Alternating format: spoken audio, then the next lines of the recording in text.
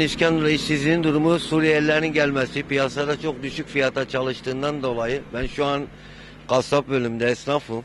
2,5 aydan beri kriz var diyerek oturuyoruz. Halbuki krizle alakası değil. Bu Suriyelilerin buraya çoğunlukla geldiği için her şeyde ucuz fiyata çalıştığı için bütün işsizlik bunlardan geliyor.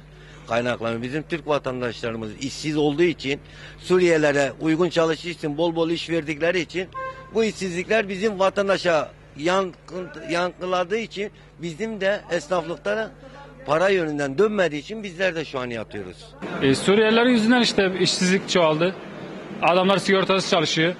50 milyonluk bir işçi mesela boş geziyor. Adam 15 milyona Suriyeli çalıştırıyor.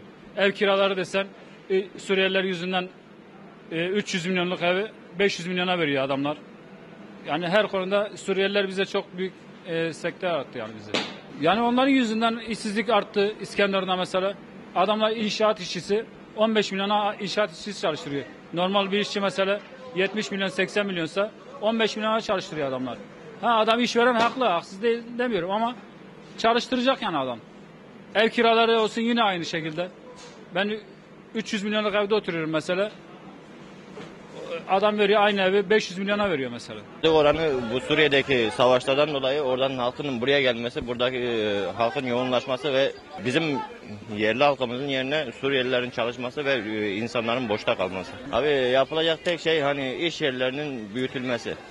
Yani yapılacak başka bir şey yok. Yani daha farklı iş yerleri açılması, iş yerlerinin çoğaltılması. Hani şu anki iş kapasitesi oradan gelen insanlarla buranın halkını bir karşılamıyor. Yani bu tek sebebi bence budur. Bana göre Hatay'daki işsizlik sorunu köylerden göç, belli bir süre geliyorlar bu köylerden hayvancılık olayı bitti artık biliyorsunuz. İnsanlar şehire geliyor fabrikalar var diye şehirde de belli bir süre çalıştıktan sonra fabrikalarda bu sefer geri işçi azaltımı yapılıyor. Ondan dolayı insanlar ne yapıyor? İşsiz kalıyor belli bir süre. Köye dönemiyorlar çünkü tarlasını, bahçesini, hayvanlarını satmış oluyorlar. Burada işsizlik başlıyor.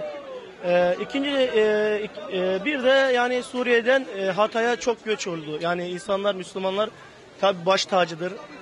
Evlerimizi açmışız, yine açarız sonuna kadar. Ama ister istemez bazı yönlerde inşaat alanında özellikle yani insanlar ne oldu? İnşaat alanında Suriyelileri çok kullanmaya başladılar. Bana göre yani ben kendi düşüncem bu.